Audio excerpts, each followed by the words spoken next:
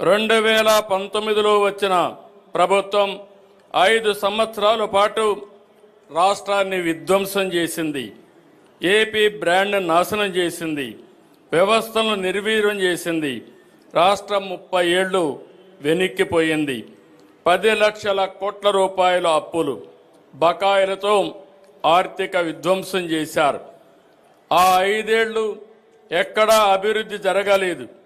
కనీసం రోడ్లపైన గుంతలు పూడ్చలేదు. తవ్విన కొద్దీ గత ప్రభుత్వం చేసిన అప్పులు, తప్పులు, ఆక్రమాలు, అవకతవకలు వెలుగు చూస్తున్నాయి. పోలవరం నిలిచిపోయింది. అమరావతి ఆగిపోయింది. పెట్టుబడులు తరలిపోయాయి. 2024 ఎన్నికల్లో ప్రజలు గెలవాలి, రాష్ట్రం నిలవాలి అనే ఎన్డీఏ నినాదాన్ని ప్రజలు నమ్మి చారిత్రాత్మకమైన తీర్పునిచ్చారు. నిశ్శబ్ద విప్లవాన్ని సృష్టించారు. 94% స్ట్రైక్ రేటుతో 57% ఓట్ షేర్తో కూటమిని దీవించారు. రాష్ట్రాన్ని నిర్మించాలనే ఏకైక లక్ష్యంతో పాలన ప్రారంభించాం. మేము అధికారం చేపట్టిన ఈ ఏడాది కాలంలో ప్రజల నమ్మకాన్ని నిలబెట్టేలా, భవిష్యత్తుకు బాటలు వేసేలా తొలి రోజు నుంచి పనిచేస్తున్నాం. తొలి సంతకం నుంచి సుపరిపాలనకు తొలి అడుగు వేశాం. సంక్షేమం, అభివృద్ధి, సుపరిపాలనతో సాగిన ఏడాది పాలన ఎంతో సంతృప్తినిచ్చింది. ప్రజల మద్దతు, మా సంకల్పం, దేవుడి దయతో విధ్వంసం నుంచి వికాసం వైపు ప్రయాణం చేస్తున్నాం. నేను ఈరోజు సవినయంగా, సగర్వంగా చెప్తున్నా, కూటమి ప్రభుత్వంలో సంక్షేమానికి సాటి లేదు, అభివృద్ధికి అడ్డు లేదు, సుపరిపాలనకు పోటీ లేదు. ఇది రికార్డ్, ఇదే ఆల్ టైమ్ రికార్డ్ అని మరొక్కసారి విజ్ఞప్తి చేస్తున్నాను. కూటమి ప్రభుత్వం పేదల ప్రభుత్వం. సంక్షేమ పథకాలతో ప్రజల జీవన ప్రమాణాలు పెంచేందుకు, బడుగు బలహీన వర్గాలను అభివృద్ధి చేసేందుకు వేల కోట్ల నిధులు ఖర్చు చేస్తున్నాం. దేశంలో మరే రాష్ట్రంలో అమలు కాని స్థాయిలో రెట్టింపు సంక్షేమం ప్రజలకు అందుతోంది. ప్రధాన ఎన్నికల హామీలుగా ఉన్న సూపర్ 6ని సూపర్ హిట్ చేశాం. ప్రతి వర్గానికి, ప్రతి ప్రాంతానికి, ప్రతి కుటుంబానికి, ప్రతి పౌరునికి సాయంగా నిలబడుతూ సంక్షేమ పాలనకి కొత్త నిర్వచనం ఇచ్చాం. ప్రభుత్వం ఏర్పడిన తొలి రోజునే 5 సంతకాలతో ప్రధాన హామీల అమలుకు శ్రీకారం చుట్టాం.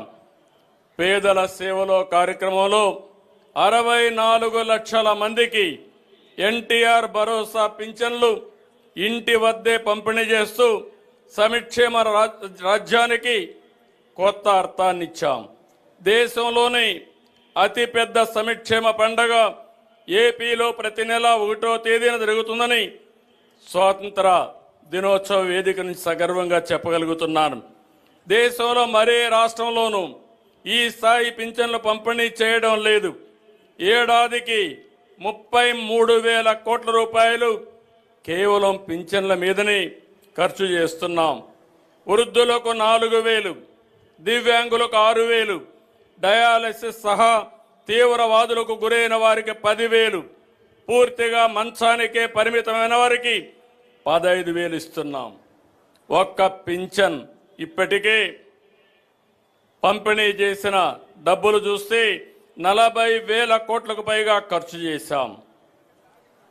తల్లి తన బిడ్డ చదువుకోవాలని కలలుగనే పేదింటి తల్లులకు ఆర్థిక భరోసా ఇచ్చేందుకు తల్లికి వందనం పథకం తీసుకొచ్చాం. 10,000 కోట్లతో ఈ పథకాన్ని అమలు చేశాం. ఒక్కొక్క విద్యార్థికి 15,000 చొప్పున మొత్తం 67 లక్షల మంది తల్లుల ఖాతాలో జమ చేశాం. ఒక కుటుంబంలో ఎంతమంది ఉన్నా చదువుకునే పిల్లలందరికీ ఈ పథకాన్ని వర్తింపజేశాం. జనాభా నిర్వహణలో ఈ పథకం కీలక భూమిక పోషిస్తుంది. రైతు బాగుంటేనే రాష్ట్రం బాగుంటుందని నమ్మే ఈ ప్రభుత్వం ఎప్పుడు అధికారంలో ఉన్నా అన్నదాతకు ప్రాధాన్యత ఇస్తున్నాం. చెప్పినట్టుగానే అన్నదాత సుఖీభవ పథకం అమలు చేశాం. ప్రతి రైతుకు ఏడాదికి కేంద్రం ఇచ్చే మొత్తంతో కలిపి 3 విడతల్లో 20,000 రూపాయలు ఇస్తామని చెప్పాం. మొదటి విడతగా రాష్ట్ర ప్రభుత్వం 5,000, కేంద్రం ఇచ్చే 2,000 కలిపి 7,000 రూపాయలు రైతు ఖాతాల్లో వేశాం. 47 లక్షల మంది రైతులకి 3,173 కోట్ల రూపాయలు అందించాం. ఉమ్మడి రాష్ట్రంలో దీపం పథకం తెచ్చి మన ఆడబిడ్డల వంటింటి కష్టాలు తీర్చాం. నేడు మళ్ళీ దీపం 2 పథకం ద్వారా ఉచిత సిలిండర్లు ఇచ్చి భారాన్ని పూర్తిగా తగ్గించాం. ఏడాదికి 3 సిలిండర్లు ఉచితంగా ఇస్తున్నాం.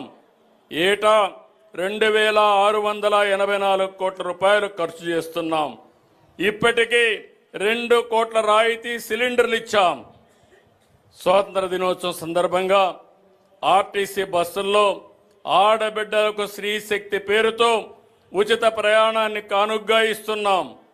Palle Velugu, ultra Palle Velugu, city ordinary express, metro express బస్సుల్లో మహిళలకు ఉచితంగా ప్రయాణించవచ్చు. ఉచిత ప్రయాణంతో నెలకు 1,000 రూపాయల నుంచి 2,000 రూపాయల వరకు ఆడబిడ్డలకు ఆదా అవుతుంది. ట్రాన్స్జెండర్లకు ఈ సౌకర్యం కల్పిస్తున్నాం. ఈ పథకం కోసం ప్రతి ఏటా 1,942 కోట్ల రూపాయలు వెచ్చిస్తున్నాం. 2029 నాటికి 20 లక్షల మందికి ఉద్యోగాలు, ఉపాధి అవకాశాలు కల్పిస్తామని సూపర్ 6లో చెప్పాం. చెప్పినట్టుగానే తొలి సంతకంతో ఉద్యోగాలు ఇస్తున్నాం. 16,347 పోస్టులు మెగా డిఎస్సి ద్వారా ఈ నెలాఖరు లోపల నియామకాలు పూర్తి చేస్తాం. ప్రజలకు నాడు కునుకు లేకుండా చేసిన ల్యాండ్ టైటిలింగ్ యాక్ట్ని రద్దు చేశాం. పేద ప్రజలకు ఆకలి తీర్చేందుకు అన్నా క్యాంటీన్ తిరిగి తీసుకొచ్చాం.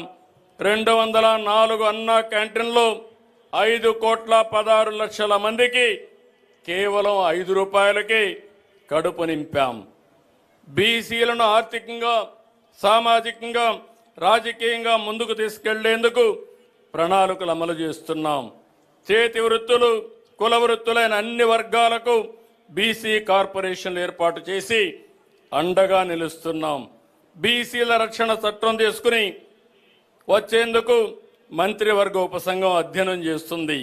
స్థానిక సంస్థల్లో బీసీ రిజర్వేషన్లు గత ప్రభుత్వం 24% తగ్గిస్తే మేము తిరిగి 34% పెంచడానికి కృషి చేస్తున్నాం. బీసీల గృహ నిర్మాణానికి అదనంగా 50,000, బీసీల ఇళ్లపై 3 కిలోవాట్ల సోలార్ రూఫ్ టాప్కి 98,000 రూపాయలు సబ్సిడీ ఇస్తున్నాం. దేవాలయాల్లో పనిచేస్తున్న నాయి బ్రాహ్మణులకు కనీస వేతనం 25,000కు పెంచాం.